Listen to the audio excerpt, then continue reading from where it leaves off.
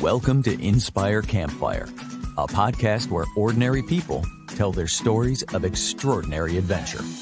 These are campfire stories meant to inspire the rest of us to light the fire within, get outside, follow our dreams, and return to tell our own stories. Ready? Let's strike the match.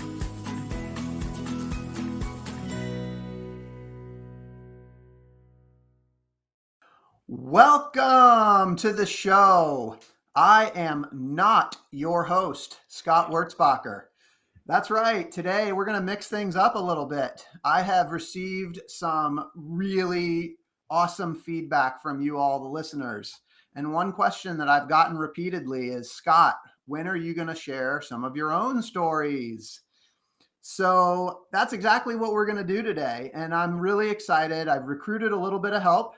Have my whole family with me. My wife, Maria, is sitting here next to me right now. And we have a very special guest host with us.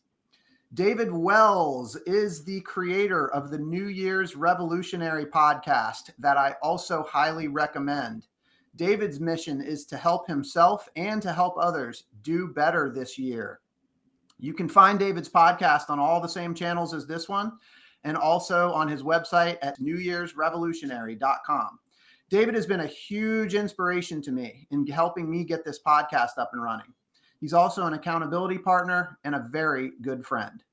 So here we go. David is going to take over for today's episode as we flip the script. David, welcome to the campfire. Scott, thank you so much for having me and for letting me be a part of this. I'm with the rest of your audience in that I think this is something that we are all very curious about. As somebody who listens to your podcast very frequently, really looking forward to hearing about your adventures. And so I think this is going to be a lot of fun, and I'm very excited about it. And I was actually thinking about how to prepare for this because typically when I'm doing podcast interviews, I prepare by, trying to learn more about the person. In this particular case, I already know you pretty well, but what I realize is I don't know a lot about where you went on this trip. I to be honest, Scott, when you first brought this up, I had never heard of the Boundary Waters, and so maybe we can just start the conversation by telling us about your trip and maybe starting with what the Boundary Waters actually are. Yeah, absolutely. So this past summer, we decided to take an epic adventure, and the goal was to do something new and to find some new experiences. And so we actually we landed on northern Minnesota, of all places, because I'd just heard that the country up there is just really, really beautiful. I was born in Wisconsin, which is kind of on the way, and we had never been there. I was born there, lived there for a year or so, and then we moved. So this was my first opportunity to go back and see that. But up in northern Minnesota, there are a handful of national parks that are kind of hard to get to.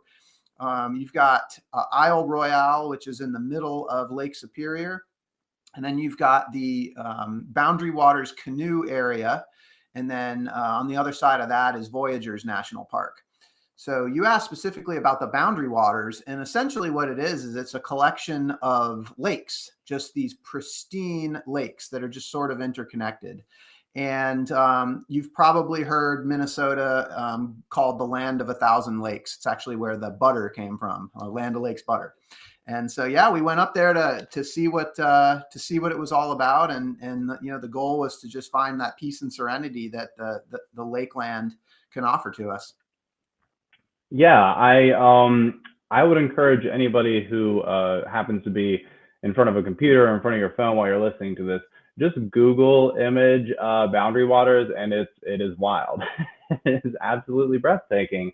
And so before we get into that though, maybe we take a step back and maybe just tell us a little bit about sort of more the day-to-day stuff than the adventure we're about to get to. Maybe just talk about day job and family life. Yeah, and I think that's probably a great time to let my wife speak because she's the one that runs the day to day here. She's the brains behind the operation. Well, sure. So we're very busy people, in great ways. We both have the real estate business together. Scott and I do, and then we have a whole team of people, wonderful people that we work with on a daily basis to pull everything off. And then we have two kids at home, two girls, and one is 9 and one is 15. But this was probably the first time that we branched out and decided to do something like this with the kids. So very, very different than our day to day. Our day to day is more like go to swim practice, go to piano, get to school, get homework done, routine stuff. So just daily, working and being with the kids, all of that typical stuff that most families go through, in stark contrast to the trip itself. No, well, I appreciate you providing that background because I think that's particularly helpful for listeners like myself who, when they hear this adventure story, if they were to just hear it in a vacuum, they might just think, oh, well, this is just an adventure family. This is just what they do.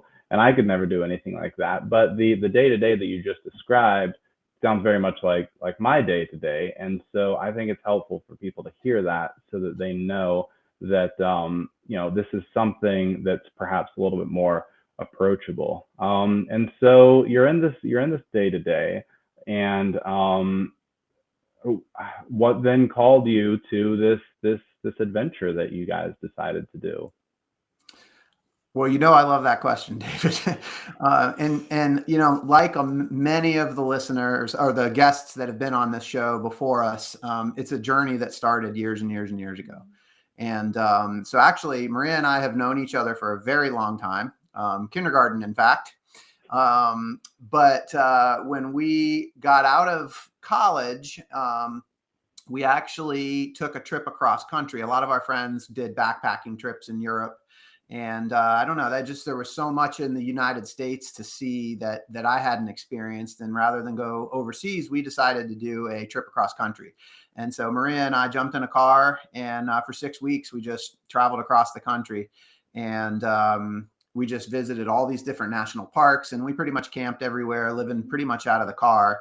And it's just like a game-changing experience. And so that's sort of where our love of travel developed.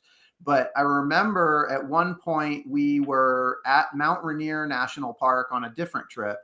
And we were just feeling this sort of like the trip was almost over. And we were just like at the end of it, most trips, like people kind of feel like, I don't want this to end feeling.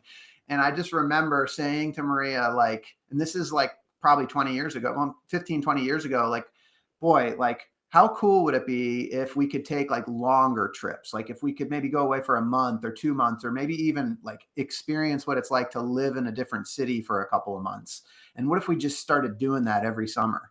And she and I remember that conversation like it was yesterday. But then later that same year, our first daughter was born. And now here we are 15 years later, and, we're just in the grind. And so, the call to adventure really was just remembering that sort of commitment that we made to ourselves, and, some personal growth that's happened to us along the way.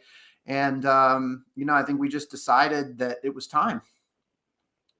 Yeah, and thank you for that. And you're right, that is a great question. If anyone out there listening, if any of these questions sound familiar, I've leveraged a few of taking some pages out of your playbook for this. And the next question is fears and doubts, because as you were describing going out for a month, or longer, I was personally experiencing fears and doubts just at the prospect of it. Yeah.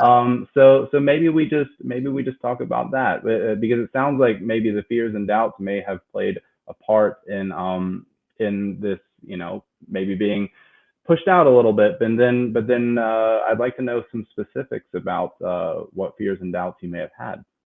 Interestingly, like in terms of fears and doubts, I, over the last several years, have really leaned into coaches and mentors and friends like you, David, to like provide me with support and encouragement. And it was about, I don't know, 6 or 8 months before we actually took the trip, that I was on a call with one of my coaches, and she was encouraging me to like take the leap. Like she could sense that I was fearful. Well, interestingly, one of my biggest fears was, how do I approach this with Maria? And how do I get her on board? So there you go. Let's let Maria take it from there. Well, he didn't know what I was thinking, that secretly somewhere deep inside me, I was longing to go away too. So when he approached me, it wasn't any big, great thing that he thought it was going to be. It was more like, oh, really? Are we getting back to this again? How can we do this? And, and I think the excitement really took over for me very quickly, more than the fears and the doubts. But then as time went on, we really started planning this out. We thought, okay, we'll be on summer break with the kids. That's done, right? We don't need summer camps this summer. Okay, fine. But how are we really going to pull all this off? And are they going to enjoy this, or is this going to be just, dragging them out into the wilderness and just, horrible experience that we all wish we would have never done, right? When we come back. So with the kids involved, I knew that we both had the spirit of adventure and we were into it. And the kids are older now, so it does, it's, some people would think, oh my gosh, they go, I know other guests have taken 5-year-olds out. I don't know that we were brave enough to do that. But, with the youngest one being 8 at the time, it was like, okay, we put our time in at home. Maybe it's time we can explore a little bit and be with the kids, and maybe they will enjoy this. So for me, at least, I think I wanted it to be a summer to remember in a positive way for the whole family. And the kids' experience was really important to me, and how we were going to approach this with them. And I think the other big major factor looming is the fact that we are small business owners, and we have an amazing team here on the ground, but we'd never gone away for that long. Our plan was to be gone for a month. And so there's a huge amount of fear and doubt around, how all of that was going to come together, because there were pieces that were not in place when we made this decision to go. Yeah, well, thank you for talking through the various steps there, because I do think it's very interesting that the first hurdle is perceived hurdle, because it turns out maybe it wasn't a hurdle after all, was communication between the two of you. Yes. And then it sounds like there were still fears and doubts around the kids and things like that. And but I just feel like that makes sense, right? I mean, what is adventure if not uncertainty? Like, if you don't have some degree of uncertainty, then it's not really an adventure at all. And so at some point you do have to take the leap. And I'm glad that it sounded like the two of you ended up being on the same page. I'm curious to know about the kids, and I know we're going to get into that a little bit later, but that was really helpful. So the two of you connected, decided that yes, we're definitely on the same page for this. But what was the specific moment when you guys were like, okay, we're actually going to do this? Because I have to think that involved either the discussion with the kids, or at least there was a little bit more planning, more nuts and bolts, more specifics about what it is you're going to actually do. When did you make up your mind to say yes? Or when did this really first start to feel real? Yeah, it's clear as day in my mind. I was on a phone call with my coach, and essentially she just encouraged me to make up my mind. There, like we had talked about, this was a dream that we'd always wanted to do, but it was a dream where I think for both Maria and I, it was like, we'll do that once we've put these things into place, right? And there was a series of steps that were kind of, we'll say, unfinished in the business that we couldn't go away because of those things. And so my coach kind of helped me flip the script and just say, like, hey, make the plan and then figure those things out. Instead of saying we'll go once those things are in place, make the commitment and then put those things into place. And that was a huge mindset shift for me. And it was a great conversation, and she got me really inspired. And I literally got off the phone and I walked into the kitchen and I told Maria how important this was to me. And she immediately was like, yeah, let's do it. That's amazing. Yeah, I love hearing about those moments, right? Because it seems like that's the case most of the time, is people can people can point out a very specific time for them when this actually became real. And so now once you've had that moment, you've made the plan, and now you're getting into the nuts and bolts. So talk about the preparation that went into the trip, and I'd like to specifically talk about commitments, because you guys are very busy people. I think Maria, as Maria said, busy in a good way, busy professional lives, busy family lives. How did you go about addressing those commitments when planning for a trip of this size? Yeah, the first thing I want to say, and this is kind of before I get to that, was as I was thinking about it, like, I think that like putting money down on a trip, like, booking a house, or whether it's making a plane reservation or doing something that commits you to it, is like what solidifies it. So, I think the first thing that we did was we found a house that we wanted to rent up in that general area, and we booked it and we put the deposit down. And I think once we did that, it was truly locked in. So we've made the mental commitment, but I think maybe it wasn't until we actually pulled money out of our savings account to like actually commit it to where there was no turning back. So skin in the game. That, and I would tell people, like, that's a hugely important thing, is like, put your money where your mouth is. And once you do that, you're going to make it happen. But, I'm gonna let Maria talk a little bit about some of the business commitments that we had to follow up on. Yeah, I mean, there are a bunch of steps that were already in process within the business, and different roles that people on the team played, that we were serving certain roles, they were serving certain roles. And then we quickly realized, well, wait a minute, if we can get everybody to the point they're trained up and they feel comfortable fulfilling all of these roles, then we really can fill in for each other. And this is a permanent thing. It's not just for this trip, but it's a long-term goal to say, okay, now we can really work more as a team, and we're all empowered to be able to do what we need to do. We all feel comfortable. We feel confident. It's just a bit different place to be in your business. And I think that when we realized that we could take steps to hire some extra people, once we booked the house, it was like, okay, what are we doing? How are we attacking this goal, and who are we going to hire? And so all of a sudden we're interviewing and we're going through those motions. And then at the same time, we had training going on in the team itself at work, and realizing, okay, everybody is ready. Everyone is so experienced and so fantastic on our team. And, just letting them blossom and letting them, realizing, like, it's one thing to say, oh, I can't go away because I have to be the one to do all this. I think it's a very common thing that people feel. And we definitely have had those thoughts over the years. But as we've gone on and we've realized, no, this is, again, flip the script. People can do all these things, and a lot of it, they can do it even better. So, it's that willingness to let go and just say, okay, we're going to do this in a new way, and understanding that you're not making a month-long change. You're actually making a much larger change, which in my view is an even bigger, broader, exciting goal to go after. I feel like you're talking about a huge side benefit of taking a trip like this that a lot of people don't think about. When people think about taking these trips, a lot of times it's like, look, I need to unplug because I need some personal time. I need to rejuvenate. And all of that is true.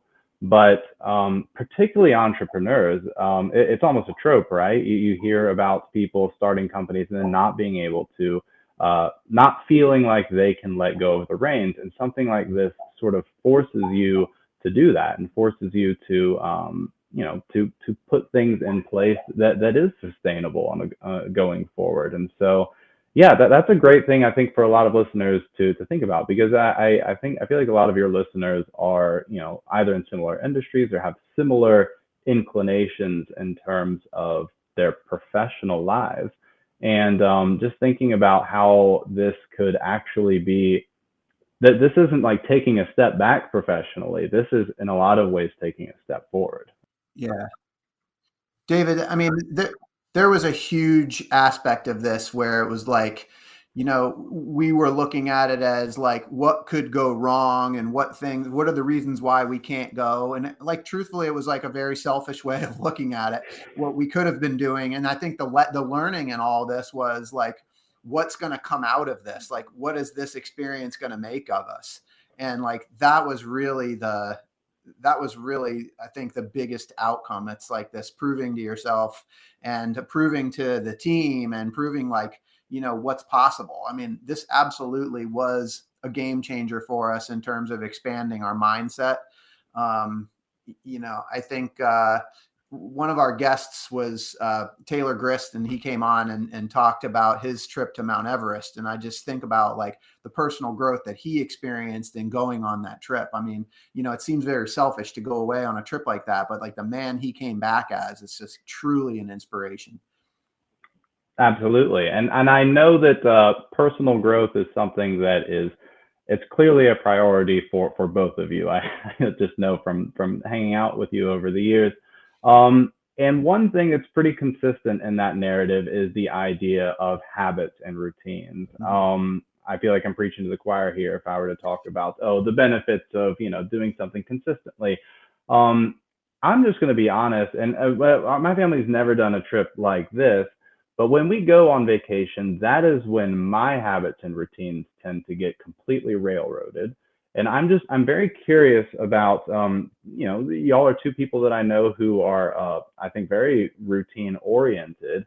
How did this trip change your day to day? I mean, there's practical changes that had to take place while you were actually on the trip. But I'm just curious to know, how did this affect your habits? How did this affect your routines, good and bad, we'll say? And then maybe how did those effects carry forward maybe after the trip? Well, I personally love routine. I thrive on routine. And I feel like the kids are the same way in a lot of ways. But the trip itself, I had to completely let go of everything that we were doing and just say, okay, the team's got it. We trust that they've got it. And, we were able to check in. It's not like we were on the moon, but, just not being part of my daily routine. It was just focusing on being in the present moment, being with the kids, being with the family, being out on our trip. And then coming back afterward, I naturally just fall right back into routine. I think that because I crave it so much, I crave the stability. We always laugh because he likes variety and I like things to be routine. And also just, I'll laugh because we haven't gotten into this yet, but on the trip itself, there were several times where I was having trouble just letting go of the routine. And I would feel this pull to go back and check my phone and go back and check and see what's going on and just kind of, get into all that. And then I have to remind myself, no, wait a minute, like, stop it. This time's going to go by fast. And this is your chance. You got to just break out of it. And it's just this strong pull that I have to go back and just see what's happening and just check in. What's the latest? What's going on with this? What's going on with that? And I had to just stop myself. So it's almost the opposite for me. I'm not sure how Scott will answer that.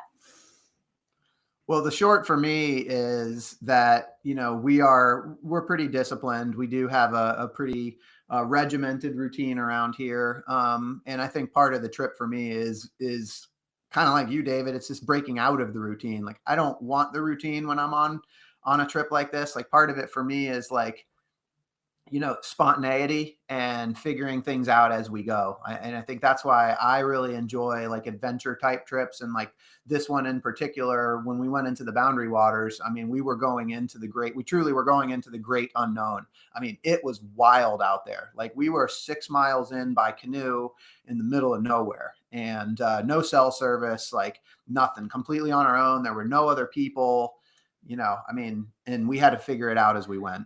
Howling wolves in the middle of the night. Wow. That is actually wild. Yeah, it was. That is, yeah, I can't even imagine. How did the girls handle canoeing? Did they just sort of take to it, or? So yeah, I'll start with how I handled it, and then the girls. I think the girls handled it better than I did. We'll say it that way. There you go. Yeah. So the part of the trip was portaging, which, if you don't know what that is, you basically have one shore that you're on, and it's just all, as he said, a bunch of lakes, but they're not connected. So it's not like you can just go continuously paddle all the way to your campsite and then be done. You're in your canoe paddling, you hit one shore, and then you have to get out, get all your stuff, and the canoes and the kids and even we had our dog with us too. So even Smudge, we had to get all the way across, which would be like what, a quarter mile, something like that, to the other side of the shore, and then get back in the canoe and then continue your paddle. So if you can just think about in your daily routine when you're, maybe with the kids and you're trying to get to some swim practice or whatever, and you're juggling like, okay, we need this, we need towels, we need goggles, we need this, blah, blah, blah, blah, getting everything ready. Just, multiply that times, okay, you've got all of our stuff, you've got our food, there was so much stuff that we had with us, and it was all heavy. And and he kept saying, we're going to portage. And I kind of just evaded what that really meant until we were there. And I remember the first day when we were out there, and I just was struggling. It finally hit me. Oh, this is what this means. And we have to carry all this stuff, and wow, we're all tired, and I'm really dirty, and I really want to eat. And like all these things, these mental struggles are just going through my head. And I'm thinking, all right, I've got to be strong for the kids. And so finally, I just I remember it was lunch. It was our first pack. We had this great company called Pack Sack that it packed up all of our stuff for us while we were out there. And it was going to be our first meal. And so I remember, I can picture myself just surrendering, just sitting down in the grass. I think I found a tree stump to sit on, opening up the pack and just rolling up some turkey and cheese and just being like, okay, I surrender. This is it. Like, this is the moment. I'm just going to sit here and I'm just going to embrace what we're doing. I don't know how many hours I have ahead of me, but this is it. I'm going to just get my strength. And suddenly everything around me started to change. I looked around and realized it's beautiful here. And what am I doing? I'm so worried about, like just being in a different place, not doing what I normally do. And suddenly everything around me changed. And I think that's the moment for me, at least in the Boundary Waters, where I started to enjoy myself and started to just let go and be like, okay, so this is just totally off the grid, totally different than anything I ever do. And then that led to me being just, proud of myself for finally, when we got to the campsite, like you said, 6 miles in, and, I think we portaged 3 times, maybe, I don't know. But anyway, by the time you get to all that, and then you realize, we kind of laughed and said, we're sitting in the middle of a Bob Ross painting. We just kept looking around and being like, this is unbelievable. So it was all worth it. But I will admit, I had to let go of all that struggle before I could even see it, if that makes sense. No, that definitely makes sense. And I think that's helpful for listeners to know that, it might be tough at first, and that, very often there's this surrender moment where you just sort of embrace it. And I also, when you drew a comparison to sort of getting the kids ready for stuff, like I totally get that. And one thing that I thought about is those types of things, they just seem so difficult the first time you do them. Like when you first sign up for like swim or ballet or whatever it is, all these little things, it's like, how am I supposed to remember all this stuff? But you do it a couple of times and it gets easier. You start to get a system in place and things start to click. I want to talk about traveling with kids because mine are 3 and 5, so it's a little bit of a different fact pattern. But I was curious about just how you approached them, and also, if it sounds like you didn't have any Wi-Fi or anything like that while you were out there, but just curious about how you approach the topic with your kids, and if you maybe set any ground rules or anything like that. And I'll be honest, I'm talking specifically about things like electronics and things like that. Just as you two are trying to unplug professionally, I feel like it can be tough with kids to have them get used to a new environment. Maybe we just talk about traveling with kids. I think Maria said it really well in what she was just talking about. Embrace the struggle. It's not easy. I think that's actually an interesting thing, because kids, we all know that kids need routine. And so we're on this trip where we don't have a routine. And so how do you, from that standpoint, how do you build routine into their lives so that it's not a completely miserable experience for them? Like for me, this whole thing was about new experiences, but we were on the road a lot. We drove up there. So it's a long way. And then we did a lot of driving from park to park, and we were in the car a lot. And I will say, right or wrong, The devices are an extremely effective way for making car rides pleasurable. So, oh yeah, preaching to the choir. so the devices were definitely in play when we were in the car. We tried, to limit the use of them when we weren't in the car, so that we could have the time to appreciate what's around us. And we were in a lot of places where there was no service. So I would say for the most part, the kids were pretty good about just doing their devices when they were in the car.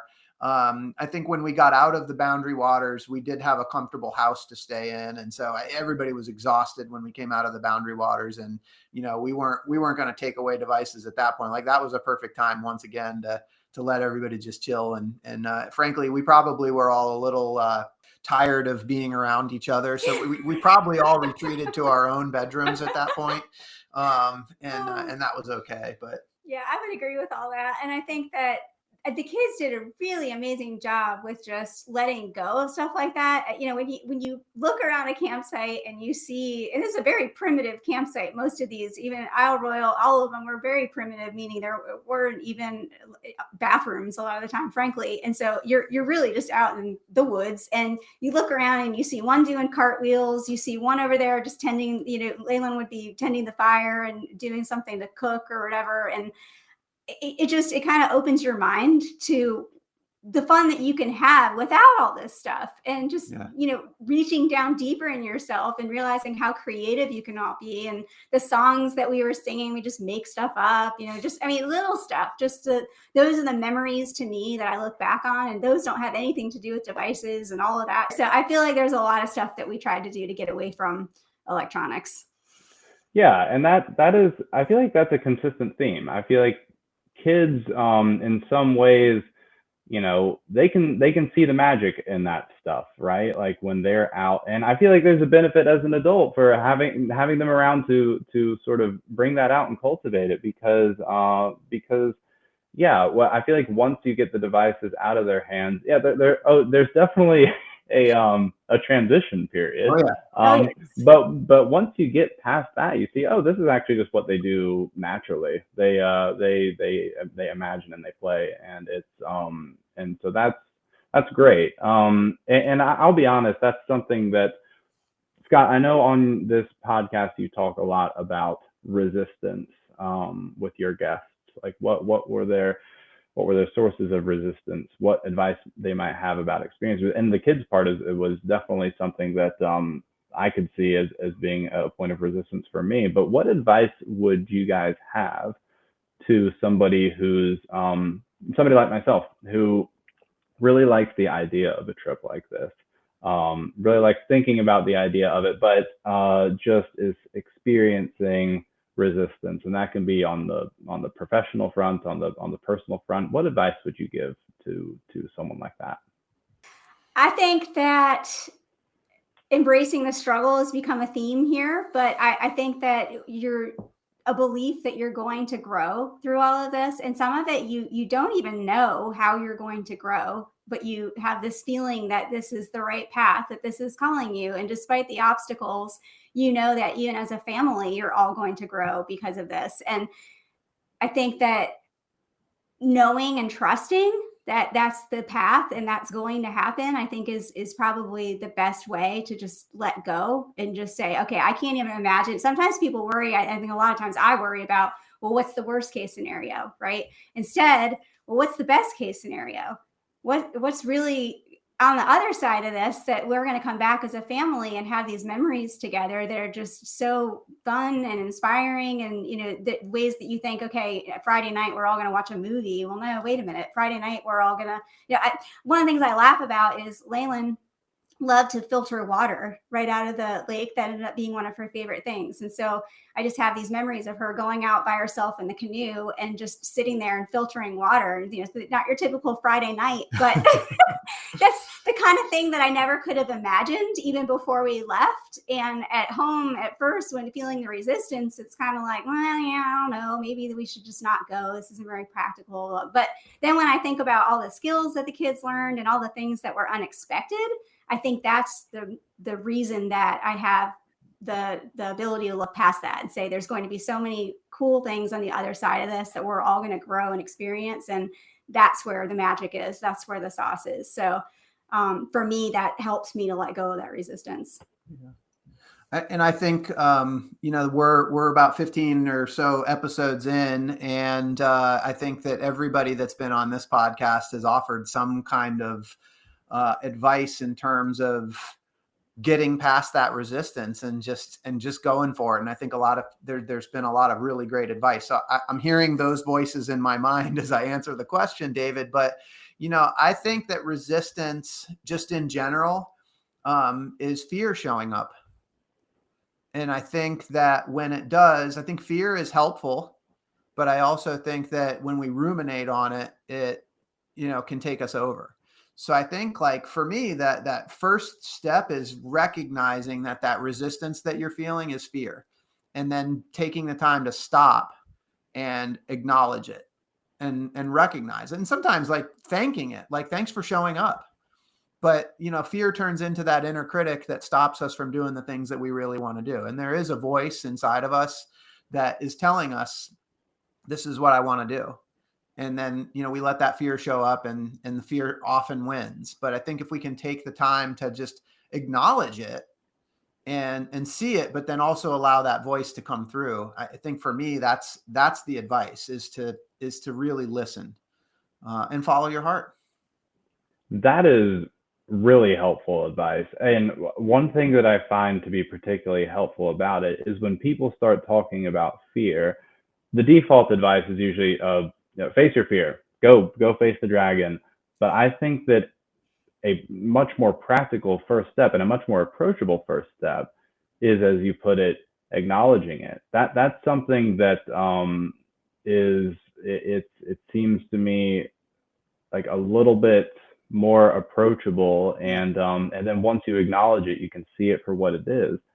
Then we can talk about facing it. Then we can talk about strategy, things like that. But that was really helpful. Thanks to you both for that. I did have 2 rapid fire questions, and you mentioned your other 15 guests, and I got to ask you guys the same questions because they're fun.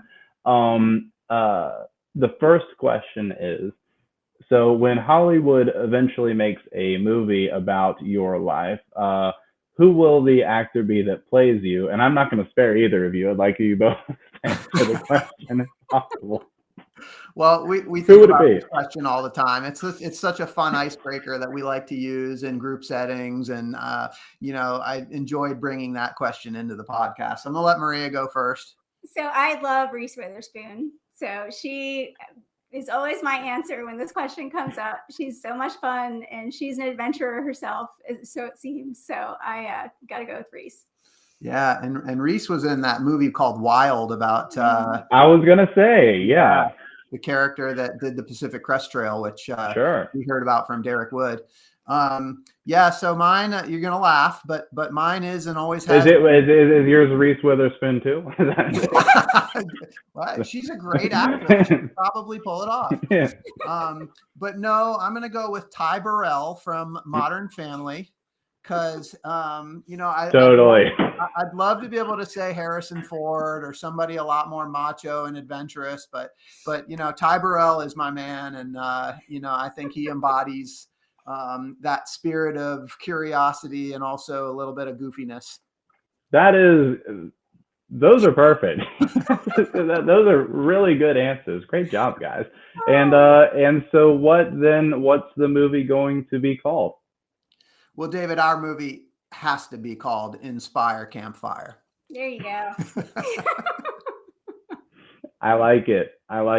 Well, thank you guys so much. Those are fun answers for sure. Okay, David, this Wurtzbacher episode wouldn't be complete without our daughter's input. So as a quick bonus, they'd like to share their experience. Hi, Meryl. How are you? Good. You have grown so much since the last time I saw you. It's really good to see you. You too. Well, your dad was telling me about a really fun trip that your family took recently. Mm-hmm. And I was actually hoping to hear what you thought about the trip. And I was thinking that maybe you could just answer a few questions that I had. Would you be okay with that? Sure. Okay. So What was your favorite moment from the trip? Well, I had a lot of them, but my favorite moment had to be when I caught my fish. It was so I don't really know why. It was so I was me and my dad were fishing, and then he had to go get something. So I held the fish thing, the line for him, and then I didn't really want to do it, so I reeled it in, but then I threw it back out, and I was like, "This is boring." So I reeled it in again, and then it got stuck. And I was like, "It might be a rock," but then it kept trying to get away, and I started screaming so loud. My dad came running. He reeled it in. I was like, "I caught a pike." So, and then we took a Oh, picture. oh, nice. That's great. That was gonna be my next question. Make sure you took a picture. Was it a big fish? It was a baby pike. That's awesome. Well, good job. I feel like that's more fish than I caught my first time going out fishing. So that's great. Did you have any other funny stories you wanted to tell us about? Well, I did kind of like when we were in at our Minnesota house, we went fishing every night to see if we could catch a fish to eat. And one night when just Dad went out, he caught a fish. And when he got back, he was like, he got the fish, and then he killed it before he got back, so me and Sissy didn't have to see it alive and then see him kill it. So he killed it, and then with his pocket knife, and then he took it back out and shoved his pocket knife in his wrist. Accidentally. What? And he took it back out. So he called Mom, and then Mom started freaking out. And then when he got back, my sister put a Band-Aid on it. And then once we had the fish, that was probably the first time I ever liked a fish. So Well, that's great. Well, I'm glad your dad was okay. That was a great story. That took a quick turn there. On a little unexpected, I guess, huh? For sure. Well, I'm glad your dad's okay, and I'm glad that you like fish now. That's awesome. yeah.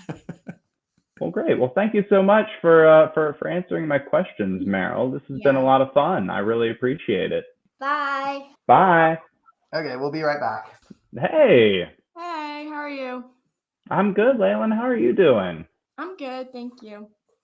Thank you so much for stopping by. Your mom and your dad were just telling me about y'all's trip, and I was actually hoping to hear your perspective. What was your favorite moment from the trip?